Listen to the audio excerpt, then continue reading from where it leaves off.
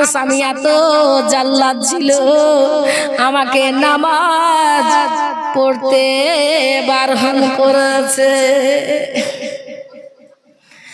আমাকে নামাজ পড়তে বারণ করেছে। আমার আল্লাহ বলবেন, শুনো রে বান্দি, ফেরাউনের নাম ইতিহাসের পাতায় পাতায় লিখে আছে, ইতিহাস খুলে দেখুন।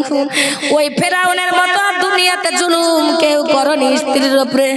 আমার মা আসিয়াকে এমন ভাবে জুলুম করেছিল, এমন ভাবে জুলুম করেছিল, তাকে তিলে তিলে শেষ করে দিয়েছিল।